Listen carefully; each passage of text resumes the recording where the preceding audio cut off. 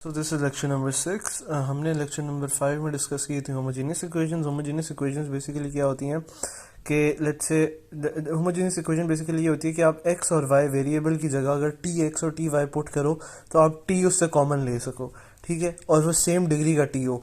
Like S अगर यहाँ पर x स्क्वायर होगा तो आप क्या पुट करोगे, टी स्क्वायर एक्स स्क्वायर, क्योंकि x is equal to T X है ना। तो और y सिंपल होगा तो आपका कॉमन एक टी तो कॉमन आ जाएगा, लेकिन फिर एक्स के साथ एक टी रह जाएगा, तो that is also not an homogeneous equation. तो अब हम सॉल्व करना सीख रहे हैं कि हमने नॉन होमोजेनियस इक्वेशंस कैसे सॉल्व करनी है। हमारे पास दो तरह की नॉन होमोजेनियस इक्वेशंस आ सकती हैं। We bifurcate that into type 1 and type 2। Now type 1 can be, ये होमोजेनियस इक्वेशन मेरे पास है। अब पहली बात है, why is this equation non homogeneous? The reason is कि इसमें एक कांस्टेंट आ रहा है। देखो, x की जगह मैं टी एक्स पुट करूंगा, यहाँ टी एक्स आ गया, y की जगह टी वाई, यहाँ टी वाई आ गया। इन दोनों में से t कॉमन निकल सकता है। c की जगह तो मैं कुछ नहीं पुट कर सकता ना, इसका कोई वेरिएबल नहीं है, तो यहाँ से t कॉमन नहीं आ सकता। सिमिलरली यहाँ से भी t कॉमन नहीं आ सकता, इसलिए नॉन होमोजेनियस है। अब होमोजेनियस इक्वेशंस दो तरह की हो सकती हैं, या तो a1 over a2 is equal to b1 over b2, यानी a1 over a2 is equal to b1 over b2, यानी इन दोनों की रेशियो सेम हो। जैसे कि इस केस में हमारे पास गिवन है, देखो ये 2:2 है, 1 3:3 1, यानी 1 इज इक्वल टू 1। इस केस में देख लो, हाँ ठीक है, तो ये रेशियो इक्वल हो। जब ये रेशियो इक्वल होगी तो आपने एक सब्स्टिट्यूशन करनी है। जो भी ये वाली मेरे पास टर्म है ना, ये x और y, इसको मैंने z पुट कर देना है बस। a1x प्लस b1y, इसको मैंने z पुट कर देना है। ये मेरी क्या है, सब्स्टिट्यूशन है। और टाइप 2 जब आए, यानी a1 over a2 is not equal to b1 over b2, तब आपने होमोजीनियस इक्वेशन में ये वाली होमोजीनियस बनाने के लिए ये सब्स्टिट्यूशन पुट कर देनी है, यानी x को कैपिटल x प्लस h और y को कैपिटल y प्लस k, ये पुट करोगे आपके पास सेपरेबल बन जाएगी। सेपरेबल बन गई तो हमें सॉल्व करनी आती है, जिस तरह हम पिछले उसमें होमोजीनियस करते हैं। क्या करते हैं हम, y कुछ भी करते हैं, हम आगे डिस्कस कर लेते हैं। ये अब हमारे पास एक एग्जांपल है, 2x प्लस सी वाई माइनस 1, 2x प्लस सी वाई प्लस 2। अब देखो, सबसे पहले आप आइडेंटिफाई करोगे ये कौन सी टाइप है। 2 ओवर 2 1:1, 1 ओवर 1, तो 3 ओवर 3 1 ओवर 1, यानी a1 over b a2 plus b1 over b2 is equal. ठीक हो गया, ये मेरी टाइप 1 है। इसमें मैंने क्या सब्स्टिट्यूशन करनी है, मैंने ये सब्स्टिट्यूशन करनी है कि जो ये वाली चीज़ है इसको मैंने z पुट कर देना है। मैंने कर दिया, z is equal to 2x plus 3y। मैंने जब इस चीज़ को z पुट किया तो मेरे पास क्या बच जाएगा यहाँ पे, z माइनस 1 और z प्लस 2, राइट। तो मेरा dy over dx is equals to, यहाँ पर देखो, ये देखो, ये बेसिकली लिखा हुआ है मैम ने, ये y prime is equals to z minus 1 और z प्लस 2। ये वही कैलकुलेशन की हुई है, इसको मिस कराओ, ठीक है। सिंपल सी बात है, y प्राइम मेरा is equal to z minus 1 और z प्लस 2। ऑल्सो एक में y प्राइम की वैल्यू यहाँ से भी निकाल सकता हूँ ना, z is equal to 2x plus 3y। इसको अगर मैं डिफ्रेंशिएट करता हूँ विद रिस्पेक्ट टू x, तो मेरे पास ये dz ओवर dx बन जाएगा, ये 2 बच जाएगा सिर्फ, और ये 3 dy ओवर dx आ जाएगा। तो ये 2x उधर, ये 2 उधर चला जाएगा, तो मेरे पास dz ओवर dx माइनस 2, और जो 3y के साथ था वो इधर आके डिवाइड हो जाएगा। यानी एक में बस ये dy ओवर dx आ गया, एक में बस ये dy ओवर dx आ गया, जिसको मैंने अभी z माइनस 1 और z प्लस 2 की फॉर्म में लिखा है। यानी कि 1/3 z प्राइम माइनस 2, ये z प्राइम है ना, 1/3 z prime minus 2 is equals to z minus 1 over z plus 2। ये मेरी जो इक्वेशन है, ये वाली बेसिकली, ये मेरी इक्वेशन एक वेरिएबल की फॉर्म में आ गई है, विच इज़ z। ये माइनस का साइन कहाँ से आया, क्योंकि यहाँ पर ऑलरेडी माइनस है, ठीक है। तो ये मेरी एक इक्वेशन आ गई है। अब इसको मैंने सब्स्टिट्यूशन कर लिए, इसको मैंने अभी सॉल्व करना है, सेपरेबल बन गई है ये, इसको मैंने सॉल्व करना है। मैं 3 को इधर जाके मल्टीप्लाई कर दूंगा, 2 को इधर ले जाऊंगा और dz ओवर dx की फॉर्म में लिख दूंगा, dz ओवर dx की फॉर्म में लिख दूंगा।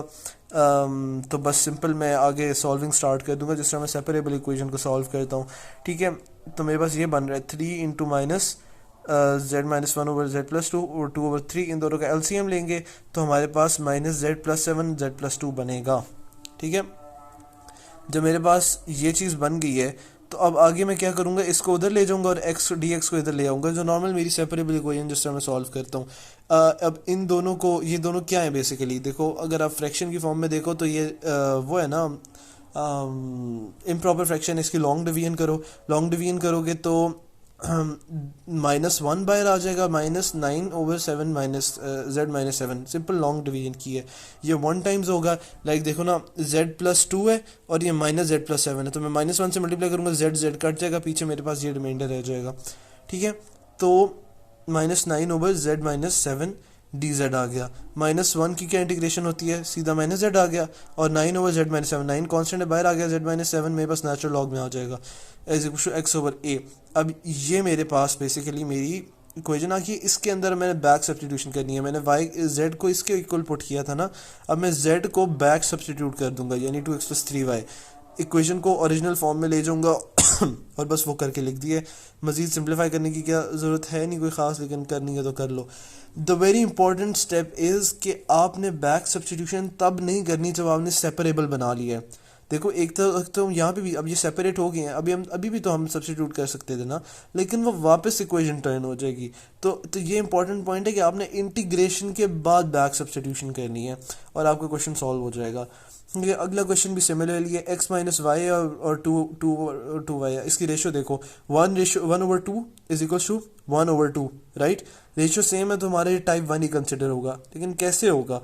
x - y को आप z सपोज कर लोगे तो 2x - 2y क्या हो जाएगा, 2z हो जाएगा, सिंपल। z - 1 और 2z - 1। अब इस तरह करके हम आगे सॉल्व करते रहेंगे। इसका डेरिवेटिव लेंगे, इससे जो dy और dx की वैल्यू आएगी उसको इससे इक्वेट करेंगे, सेपरेबल बन जाएगी और सिंपली हम आगे सॉल्व कर देंगे इसे। Now the second case is कि जिसमें a1/a2 is not equal to b1/b2, उसमें आपने आंखें बंद करके स्मॉल x, यानी क्वेश्चन में हमें स्मॉल x गिवन होगा, उसको आपने रिप्लेस कर देना कैपिटल X + h और स्मॉल y को कैपिटल Y + k से। अब मेरी बात सुनो, यहाँ पे देखो x + 2y - 4 है, 2x + y - 5 है। बेसिकली नॉन होमोजेनिटी क्यों है? 4 और 5 की वजह से, वरना हम t कॉमन ले सकते थे। तो हमने बेसिकली 4 और 5 को जीरो आउट करना है। हम 4 और 5 को ऐसे जीरो नहीं कर सकते, हम उसकी जगह कोई चीज़ पुट करेंगे और फिर उसको जीरो आउट करेंगे। तो हम बेसिकली वो हरकत कर रहे हैं। अब हमने यहाँ पे x की जगह क्या पुट कर दिया, x + h पुट कर दिया। y की जगह क्या कर दिया, y + k, 2y + k। तो मेरे पास क्या बच जाएगा, x + 2y और h + 2k - 4। सिमिलरली इधर x की जगह x + h, y की जगह y + k, 2x + h, तो ये 2x + y आ गया। फिर ये 2h + k - 5, 2h + k - 5 constant एक जगह कर ली, ये कर लिया। अब मैंने अगर इस इक्वेशन को होमोजेनियस क्या करना है तो मैं क्या करूँगा, मैं इसको और इसको जीरो कर दूंगा कॉन्स्टेंट से मेरे। तो अब मेरे पास दो इक्वेशन आ गई कि मेरा h + 2k - 4 भी कुछ जीरो होना चाहिए, 2h + k - 5 भी कुछ जीरो होना चाहिए। ये दोनों मेरे जीरो कब होंगे, for a certain value of h and 2। Basically simultaneous equation है ये। तो वो आप वैल्यू निकाल लोगे h की और वो आप वैल्यू निकाल लोगे k की। अब आपने होमोजेनियस इक्वेशन अपनी तरफ से कन्वर्ट कर ली है। वो बेसिकली होमोजेनियस इक्वेशन क्या होगी कि x + 2y और 2x + y पीछे रह गए हैं, क्योंकि t इनमें से कॉमन आ सकता है, इनमें से नहीं आ सकता, ठीक है। तो मेरी होमोजेनियस इक्वेशन पीछे ये रहेगी। अब ये मेरे पास पहला मतलब जो कल हमने पिछले उसमें लेक्चर में सवाल सॉल्व किए हैं, ये बेसिकली वो है। अब ये इसको पहले आप सेपरेबल बनाओगे। सेपरेबल कैसे बनाते हो, y = vx कर देते हो। यहाँ पे जो कि कैपिटल y है तो कैपिटल v और कैपिटल x यूज़ कर लो। y की जगह vx पुट कर दोगे और इसका अगर मैं डेरिवेटिव लूँ y', तो ये यहाँ पे प्रोडक्ट रूल अप्लाई होगा, v' x + v बच जाएगा। तो सिंपल वही करना है। इस पर इस जगह पर v' x + v सब्स्टिट्यूट कर देना है, क्योंकि y' की वैल्यू, और यहाँ पर y की जगह vx प्रोड्यूस कर देना है। जब vx प्रोड्यूस कर दोगे यहाँ पर और इसको मजीद आगे सिंप्लीफाई करते रहोगे, मतलब यहाँ से x कॉमन आ जाएगा, यहाँ से भी x कॉमन आ जाएगा, दोनों कट जाएंगे, मेरे पास 1 + 2v और 2 + v बच जाएगा। ये v इधर आएगा, एलसीएम लोगे, सिंप्लीफाई करोगे, ये v इधर आएगा, इसका एलसीएम लोगे, सिंप्लीफाई करोगे, 1 - v² और 2 + v बच जाएगा। अब ये सेपरेबल फॉर्म में बन गई है। अभी बैक सब्स्टिट्यूशन नहीं करनी है, अब इसको पहले इंटीग्रेट करना है। इधर dx ले गए और x को भी इधर ले आए और इसको इधर ले गए, तो मेरे पास ये इक्वेशन बन जाएगी dx/dx। और ये अब ये मेरे पास क्या है, फ्रैक्शन है, इसको मैं पार्शियल फ्रैक्शन की फॉर्म में सॉल्व करूंगा। 1 - v² होता है 1 + v और 1 - v, ऊपर 2 + v है। सिंपल पार्शियल फ्रैक्शन लगाऊंगा, a आ जाएगा मेरे पास और ये b आ जाएगा। मैंने उससे सॉल्व किया और सिंपल मतलब 3/2 कॉमन है, मतलब बाहर आएगा, तो मेरे पास नेचुरल लॉग 1 - v, 1/2 का बाहर आएगा, नेचुरल लॉग 1 + v बच जाएगा। और मेरे पास ये नेचुरल लॉग्स की फॉर्म में आ गई, ये मेरे पास टर्म आ गई। अब ये थोड़ी सी ट्रिकी बात ये है कि -3/2 है ना इसके साथ, क्योंकि इसकी इंटीग्रेशन में माइनस आ रहा है। तो माइनस मतलब इसको इंटीग्रेट करने के बाद माइनस आ रहा है, तो -1/v का मतलब है कि ये 3/2 पावर में चला जाएगा, ये 1/2 भी पावर में चला जाएगा। माइनस पावर का मतलब होता है डिनोमिनेटर में। अब बेसिकली ये हो रहा है कि 1 - v -3/2, 1 + v 1/2, ये -3/2 नीचे चला गया और यहाँ पर 1/2 ख़त्म करने के लिए आप होल स्क्वायर ले लोगे, ये स्क्वायर लोगे, ये 2 कट गया, ये 2 कट गया, यहाँ पे भी स्क्वायर लेना पड़ेगा, मतलब सॉरी ये भी नेचुरल लॉग है और ये भी नेचुरल लॉग है, ये दोनों मल्टीप्लाई हो जाएंगे जब आप ऐड करोगे, सिंगल नेचुरल लॉग लिखोगे। नेचुरल लॉग से कट गया यहाँ पे, इन दोनों का स्क्वायर लिया तो इन दोनों का भी स्क्वायर लोगे, और इसको ना 3 को मतलब 1 माइनस सी को वापस ऊपर ले गया। जब रेसिप्रोकल लोगे तो ये x की पावर -2 हो जाएगी, c की पावर भी -2 हो जाएगी, लेकिन c की पावर -2 को आप एक और c ले लो ना, मतलब कांस्टेंट की फॉर्म में लिख दो। कांस्टेंट के साथ कुछ भी करो कांस्टेंट ही रहेगा, ठीक हो गया। तो मेरे पास ये उसने इस तरह की फॉर्म में लिख दिया 1 माइनस वी वो। अब आपने बैक सब्स्टिट्यूशन करनी है हर चीज़, आपने v is equal to Y over X पे बैक सब्स्टिट्यूट करना है। आपने जो ये सपोजिशन की थी x is equal to X plus H, इसमें x को आपने बैक सब्स्टिट्यूट करना है। h और k की वैल्यू आपने निकाल दी थी, आपने सिंपली उसका बैक सब्स्टिट्यूट करना है और सिंप्लीफाई कर लेना, तो आपके पास ये एक इक्वेशन आ जाएगी। इसका सोल्यूशन इम्प्लिसिट है, आपने करना है वो दूसरे उसमें नहीं होगा वैसे, लेकिन ज़रूरत ही नहीं है करने की। तो बस अब ये ऐसे करके आपके पास आंसर आ जाएगा। अगली एग्जांपल आप खुद कर लेंगे, नहीं हुआ तो मुझे बता देना, कोई इशू नहीं है।